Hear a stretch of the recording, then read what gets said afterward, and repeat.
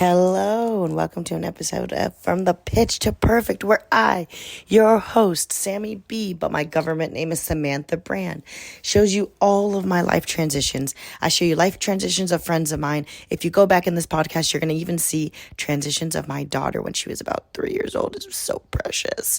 So today, I'm going to chat a little bit about the fact that I have had a huge quantum leap. And I honestly, you know what? I don't even know if I can call it a quantum leap because quantum leaps are usually pretty sudden. I think this was a slow freaking burn. I think this was like over the course of 3 years. And I don't know, again, if proud is the word, because I think that it's been hard and I treated myself like crap some of the time. So I'm not always proud of the process. I'm proud that I didn't stop. I'm proud that I didn't give up. I'm proud that I saw my worth. I'm proud I saw my daughter's worth. I'm proud that I saw the worth of life and living it. But I'm going to take you back to kind of a dark place. So if you're sensitive to death, if you're sensitive to addiction, if you're sensitive to death by suicide, then this might not, you need to be in a good mental space to listen to this part. You can skip ahead a little bit if you need to until I'm cracking jokey jokes again. But I'm going to get a little real with you right now. So my husband, my late husband, passed away about 11 months after my daughter was born, to the day. So my daughter was born July 5th, 2020. My husband passed away June 5th, 2021. So I was legitimately a month away from celebrating one of the biggest milestones as a mother.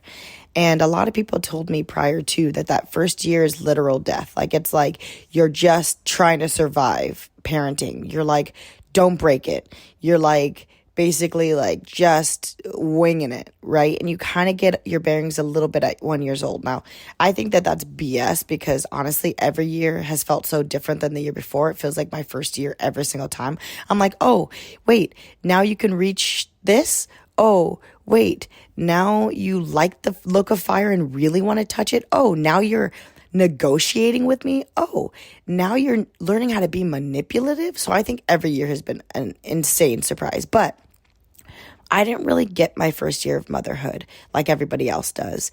I know that a lot of mothers have struggled with postpartum depression, postpartum anxiety. I had all of that. I had all of it.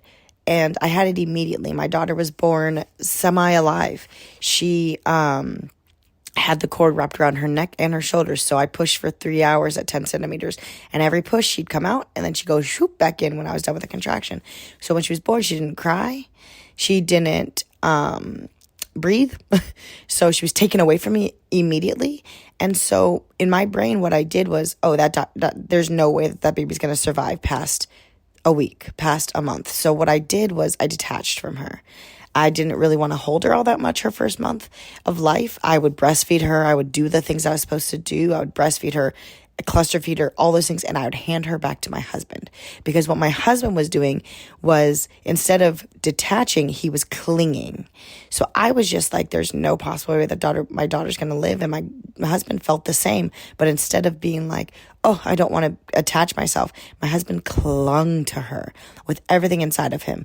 And I actually think that that's part of his, I don't know if you've listened to episodes before this, but my husband was an addict. And I think that was part of his addiction. He was an extremist. So in the same way that we get attached to our coffee, he would extreme attach to things. And so he extreme attached to my daughter, and he went really, really high with it, and then realized, oh my God, parenting is really hard. It's so hard. And he smashed back down.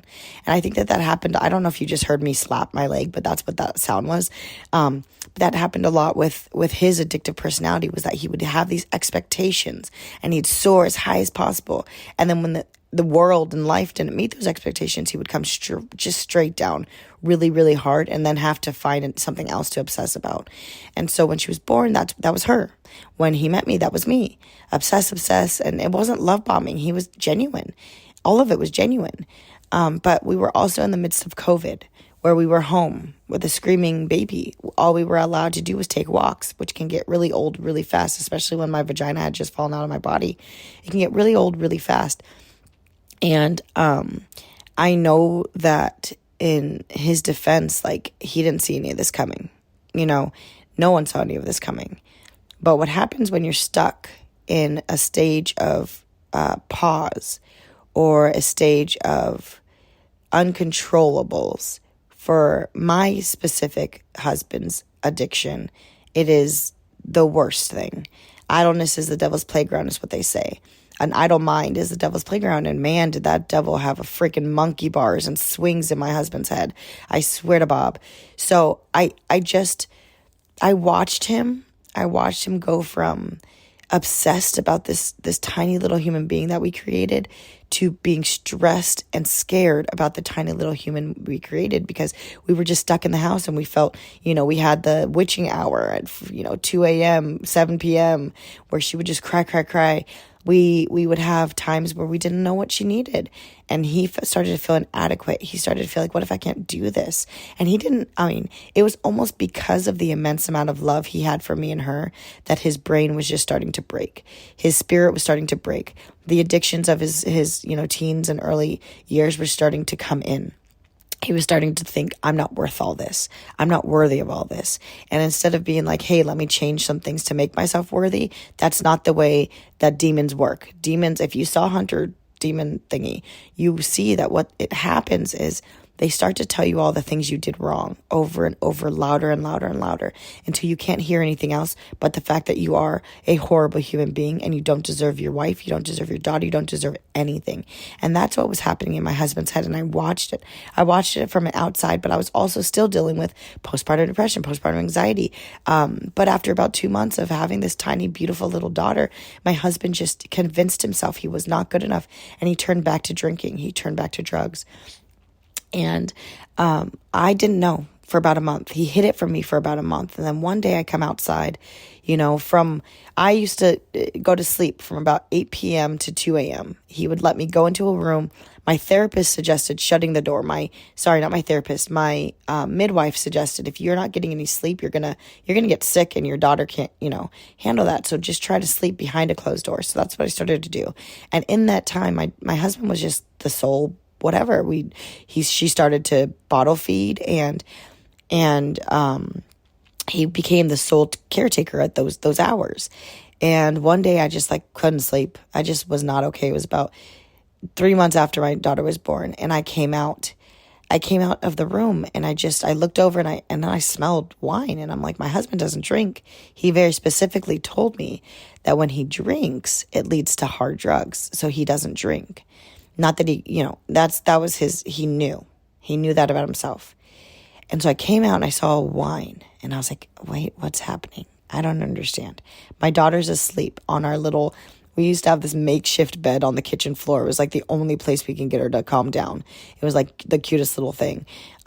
Basically a stack of beautifully placed blankets. But I was like, are you drinking? And he started laughing. Now, even sober, my husband, when he got uncomfortable, would laugh. And so I was like, oh, he's joking. Whew, that's probably juice. And he goes, no, that's wine. It's red wine. I smelled it. I couldn't understand. I just didn't understand. We had a baby to take care of. I couldn't understand. I don't understand addiction, and I still have a hard time understanding because I don't have those things. I don't have those urges. I can never pretend to understand what my husband was going through. All I could do is sympathize with him, empathize with the feelings of what he was going through. But I can't understand. I can't truly understand. I never will. I can try to relate it to things that I've gone through, my depression, my anxiety, but I can't truly, to its core, understand addiction. Because in that moment, all I could think was, well, you have everything you wanted, And so it carried on from there. And for the next 9 months, he was sober, then he was not sober. And then I was living with him and I wasn't living with him because I had a tiny little baby to take care of, one that I wasn't even connected with yet because I had been so terrified I would lose her. I never once thought I would lose my husband in all of this. And I would move, he would come home blasted and I would take my tiny little 3-month, 4-month-old baby to, my Swedish family's house and stay there for a few nights until he came to or until he left for work, and because he worked away from home. He worked a couple hours from home. So then I would come home and we would live at home, and then he would come home like that again. And that went on for months until I couldn't do it anymore, until I was forgetting diapers here, until I was recognizing he was draining our bank account for drugs and all these things. And so I moved out. And that one fact has kept me from keeping his pension. I don't get my husband's pension because I chose my daughter and myself over, staying in a toxic environment. So I moved out and we had separate addresses.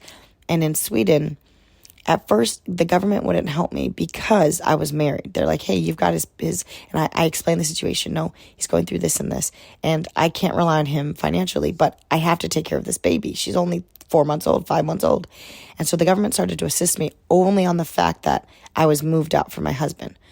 So we went through this whole thing, and I know that I'm still working on the guilt of leaving my best friend. I didn't leave because I didn't think I could handle being with him. I didn't leave because the better or worse part of my vows was coming true and I couldn't handle it. I left because this tiny little person, as human who didn't ask for any of this, needed a safe environment because he would never, ever hurt or touch my child. But what if he accidentally dropped something on her head? What if he accidentally tripped over her? I mean, when you're inebriated, it's not you. And she needed him. So through those 9 months, every time he was sober, every single time he was sober, I brought the baby to him. Every time that he was speaking coherently, we would go on a walk together and he would be able to hold his child and love on his child. I was not going to take him away from her. I was not going to take myself away from her. But my heart was shattering because he was being taken away from me. My best friend was being taken away from me. And I have these videos of him even when he was not okay with her, walking with her, joking with her, being her father. Because every single time that he would beat this addiction, not permanently, every time he would have a clear head, he was with that baby girl. He was with her because I needed those moments with him. And I didn't know why at the time. I thought he was going to kick it. I thought he was going to go to celebrity rehab, come back, and we'd live happily ever after. I never thought that when I finally went home to visit my family, to be held by my mother, after 9 months of watching him relapse and come back and relapse and come back, I never once thought that while I was gone away from him, when I was in the U.S., after he was sober for weeks, I think it was like 6 weeks at that point, he had been sober. We were in marriage counseling. I never once thought, never once, that that's when he would relapse and I would lose him forever. And I knew there was a risk in leaving. I knew, but I needed to choose myself. And I don't fully know if I've forgiven myself for leaving. I don't fully know because at the same time, if he would have relapsed and I was still in Sweden, I would have found his dead body. It would have been me. I would have found him. Because many times when we were living together, I came out and he was on the couch and I thought he was dead. And it would ruin me for weeks. It would ruin me and my daughter would lose me too. Because I was sitting there, wow, that feeling of that, my heart falling out of my ass, right? And so I was home. I started to feel like myself again because I was surrounded by people who knew me when. They knew me when I was 2 years old, They knew me when I was 9 years old, killing it on the soccer field. They knew me when I was 13 years old and I got my first period. They knew me when I was in high school and was on stage doing speeches. They knew me then, before any of this tragic stuff was happening to me. I was around people who knew me and loved me to my core, with or without a baby, with or without a husband, with or without my professional soccer career Wikipedia page, with or without that stuff. Those people that I came to heal with knew me. And had I not done that, I would not have been able to handle everything that was to come. Had I not done that, I would not have been able to fall in love with my daughter outside of this scary, scary situation. And my dad didn't understand at first. I told him, he relapsed. He didn't understand that I was walking in on him with needles in his hand. He didn't understand the gravity of what was happening. And once he did, he told me to come home and to rest. He said, we need to take care of our daughter. That's our baby. And she has a baby now. So we need to take care of our daughter. And so while I was home, I started to heal. I started to put my heart back together. I started to be able to hand my daughter to someone who I knew. My mother raised me. She's got my daughter. I'm good. I'm good. My mom raised me. And I got to be in this space where, yes, it was hard to be away from my husband, but we were still in marriage counseling. We were still Zooming it in. I was still getting to see him. He was still getting all these moments. And what was cool was I was watching my daughter become her own personality, not just like a sack of potatoes I had to like feed and take around and change the nasty diapers and all that. She became her own personality, and it was really friggin' cool. It was really, really freaking cool to watch. I'm like, did my daughter just make a little jokey joke? She's 11 months old. What? And so I watched her do all these things. And then I started planning her first birthday party for my US-based people because, again, COVID, not everyone was able to travel, right? So I started planning it, and I started to feel alive. I brought all my favorite people. I brought my best friend from San Francisco where I played with her. I brought my best friend from my childhood. My college roommate came. All these different people came to celebrate that I got through a year. They had no idea that they were celebrating that I didn't give up on myself, that I didn't, for lack of a better word, off myself, because that's what I wanted at times during his addiction. During those relapses, as a new mom, I was being robbed of my first year of motherhood. I was being robbed, and I was angry. I was angry, you guys. And so they didn't understand that that's what they're celebrating, that I was laughing for the first time in months, that I was around the people who created me, getting to see what I created. And so I threw her a first birthday party in the U.S. And at that birthday party I had Skyped in my husband when we were singing to her. And this wasn't going to be her only birthday party. I was obviously going to do it in Sweden until everything happened. But Skyped him in, and something about the way he said, "Are we doing it yet?" It clicked in my brain. I clocked it. I was like, oh, I think he relapsed. But I pushed that aside. I was like, he didn't. No, nothing. Everything's fine. He's fine. Everything's fine. I'm fine. We clean up. I'm getting ready to come back. A few days later, I'm getting ready to come back to Sweden, back to our life. I'm hoping that we're finally going to move back in together. All these things. That's what we were working towards. And here's a little thing that actually is a beautiful part of the fact that I left, is that him and I weren't really physical after this. I wasn't really getting to hug him. I was keeping myself really reserved around him, which was not our personality. I mean, I used to lay in his lap like a child.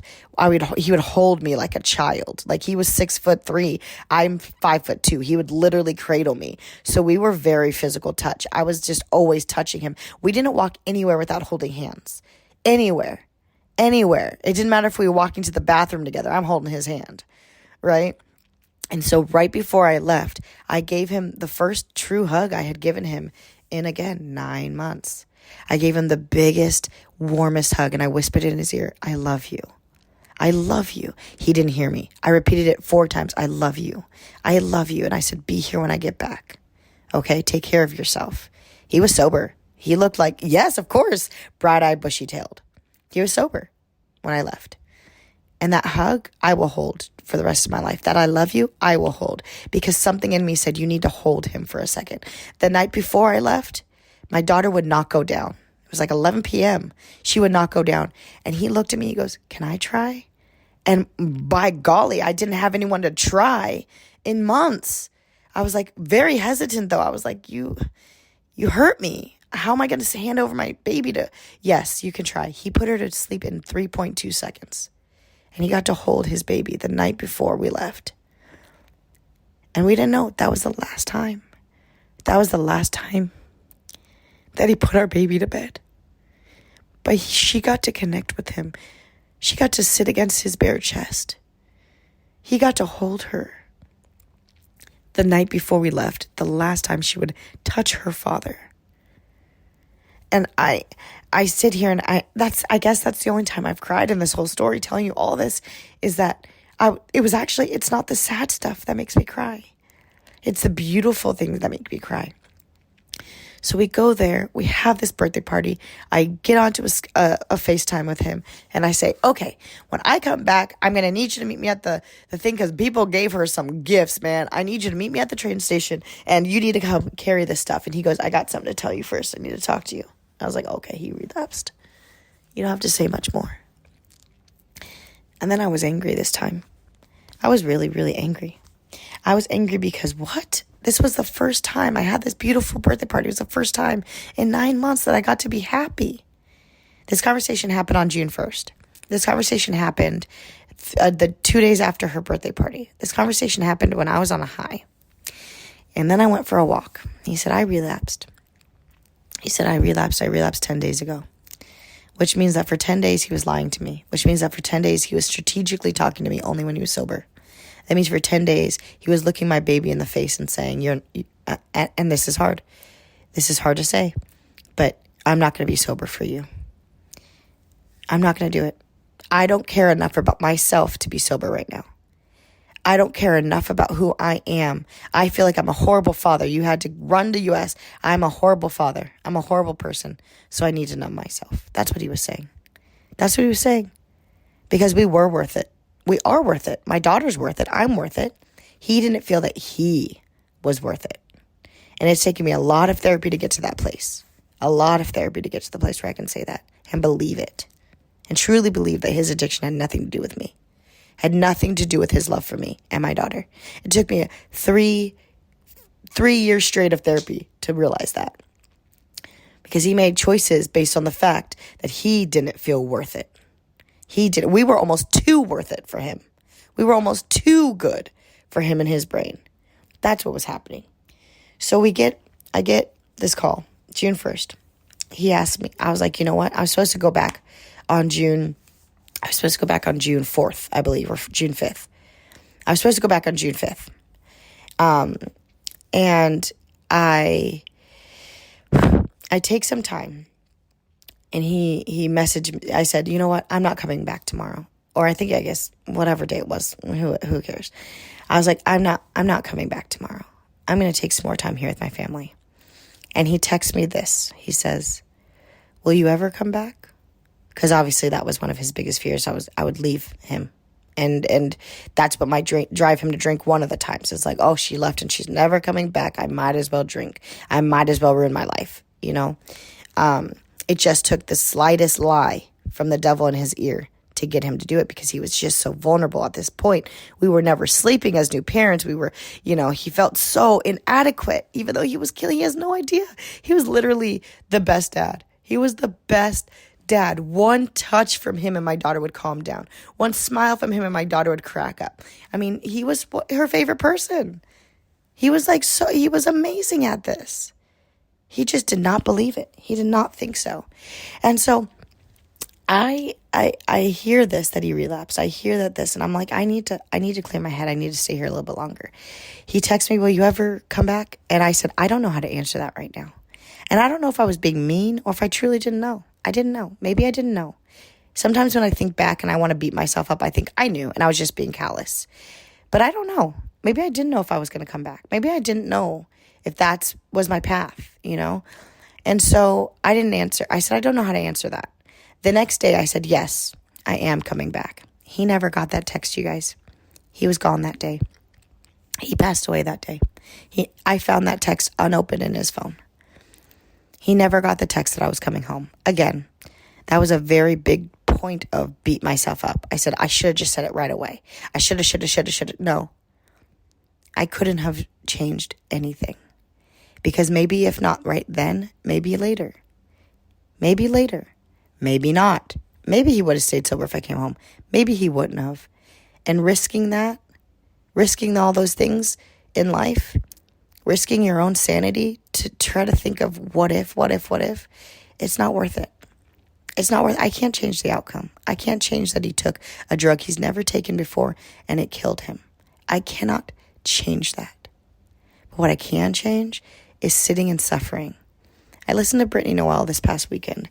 And if you don't know who she was, Brittany, BritTainYNoell, please look her up. And I asked her a question. I stood up and I asked her this question, even though I didn't want to talk about being a widow anymore. I didn't want to talk about this. I didn't want to say this, but I needed to hear what she said. I asked, how do you forgive someone who can't apologize because they passed away? And how do you deal with the anger with that? And she said, you know what? I think you want closure. That's what you're looking for. It's just like, it's kind of like no such thing. Because even if you can ask him for forgiveness, would it really have changed anything? The closure that you need is within you.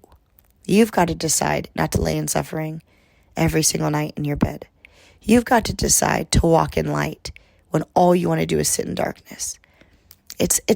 Even if I had the answer, even if tomorrow scientists came up with the answer for why addiction does what it does, why death is the product of whatever, would it change my purpose? Would it change my mission in life? No. My mission in life is to understand my pain and then to use it to empower others. That's my mission. That's my purpose. I can sit here all I want and say this isn't fair, because guys, it's not fair. I deserved happy ever after. I deserved a husband. I deserved a father for my daughter. Of course I did. Of course I do. I still do. Whether I'm going to have it or not is a question. But I deserved it. I was worth that. I am whole, even without him. But the closure that I was seeking, the closure that I feel that I needed, it's moot. It's moot. Or as Joey from Friends would say, it's a moo point. It's like a cow's opinion. So I stayed here and I wondered, now what? Right? Now I feel better. I feel that I'm not sitting here beating myself up anymore. Now what? Now I turn my grief into greatness. Now I turn that pain into power. And I've been doing it. And like I said, yes, I had quantum leaped this past weekend. Hearing her release me from that's a quantum leap, yes. But what I've done since December 31st, 2021, when I almost took my own life, what I've done since that moment is get up. It didn't matter how hard I fell. It didn't matter if I was literally in a puddle of my own tears or an ocean of my own tears where I was drowning. I would get up. I have survived every attempt on my own life. I've survived every battle that the devil and the world and grief and pain and sorrow has put me through, and I just got up, and I did it by just doing the next best thing, the next thing, whether the next thing was literally putting my right foot on the floor, then my left, then standing up, then getting my teeth brushed. The next thing was literally rolling over onto my side and letting a cry out. If the next thing was to write down my feelings, if the next thing was to text my mother, call my mother, if the next thing was to send a Snapchat of my crying face to my sister, if the next thing was to get therapy, I did the next thing, big or small. And I promise you, sweetheart, I promise you, if you just start to focus on the next thing instead of all the things that you just did or all the things you're supposed to do in an hour, if you focus on the tiniest next thing, baby girl, baby boy, sweet person, you will get there. You will. I promise you. I promise you, just the next thing, big or small. If it's just, I got to get up and go potty, that's the next thing.